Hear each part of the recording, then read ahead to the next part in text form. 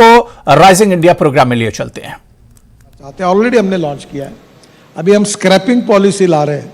15 साल के बाद जो गाड़ियां हैं, गवर्नमेंट ने निर्णय किया कि हम इसको बिल्कुल स्क्रैप करेंगे।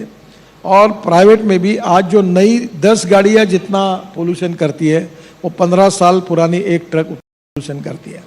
और पोल्यूशन हमारे लिए बहुत बड़ी समस्या है, एयर पोल्यूशन।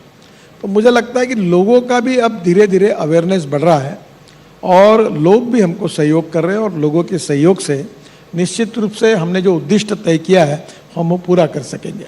पोल्यूशन की आपने बात की, आप बार बार कहते हैं पेट्रोल डीजल में खत्म कर दूंगा। पेट्रोल डीजल की गाड़ियां खत्म हो जाएंगी?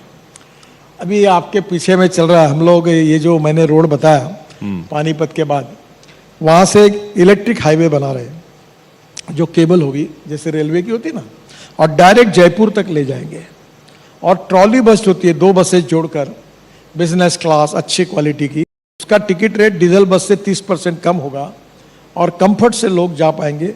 क्योंकि हिंदुस्तान में हमारी 2 समस्या है।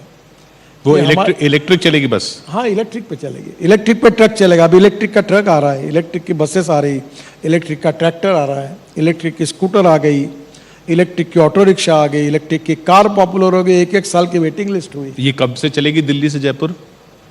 ये अभी प्रोसेस में है, क्योंकि इसमें हमने 2 कंपनियों से टेक्नोलॉजी की बात की है। वो 2024 से पहले नहीं? अभी तो मैं गारंटी नहीं दे सकता पर काम उसके पहले हो जाएगा, शायद पूरा भी होगा। और उसमें जो आप कह रहे हैं कि ये इलेक्ट्रिक बसें चलेंगी, इलेक्ट्रिक रोड, मतलब एक तरह से रोड होगा ऐसा जिसमें कनेक्शन होगा वायर का? नहीं, 2 प्रकार की है। अब देखिए, मुंबई में डबल डेकर इलेक्ट्रिक बस मैंने लॉन्च की, इलेक्ट्रिक लग्जरी बसेस लॉन्च की, और पूरे शहरों में अब इलेक्ट्रिक बस आ गई। हमारे देश में 1.5 लाख बसेस हैं, और अगर हम पब्लिक ट्रांसपोर्ट अगर कंफर्ट्स मिलेंगे, स्पीड अच्छी होगी, एसी होगा, बिजनेस क्लास जैसी सीटें होगी, तो हमारी ये 1.5 लाख की संख्या 10 लाख तक जा सकती है।